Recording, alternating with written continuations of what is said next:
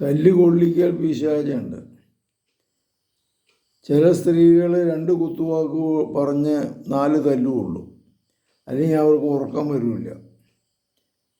ചിലർ ഇതുപോലെ തന്നെ ചെല്ലുന്നിടത്തെല്ലാം പ്രശ്നമുണ്ടാക്കി 2 തല്ലുകൊള്ളും. ഇവിടെ ആവശ്യമില്ലാത്ത കേസുകളിലൊക്കെ ചെന്ന് പെടും. 2 പേരോട് വഴക്ക് കാണി അതിൻ്റെ അത് ഇടപെട്ടിട്ട് പിന്നെ മധ്യസ്ഥം പറയാനാണ് പോണത്, അവസാനം പ്രതിയായിട്ട് മാറും. ഇപ്പം ഇങ്ങനെയുള്ള ഒരു പ്രത്യേക പ്രവണതയുള്ള വ്യക്തികളുണ്ട്. ഇതൊരു പൈശാചിക ബന്ധനം പോലെയാണ്.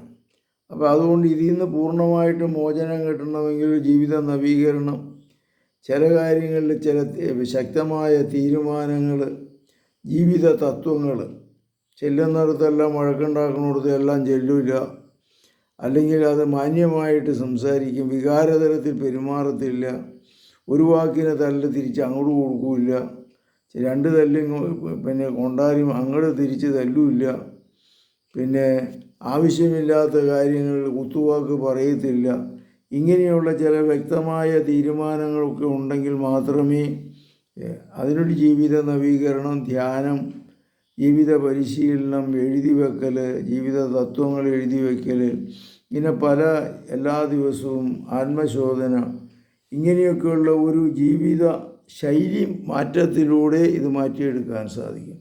കർത്താവേ, തല്ലുകൊള്ളുന്ന വ്യക്തികളെ, സ്ഥിരം തല്ലുണ്ടാക്കുന്ന പ്രശ്നങ്ങളുണ്ടാക്കുന്ന വ്യക്തികളെ അങ്ങയുടെ സന്നിധിയിൽ സമർപ്പിക്കുന്നു.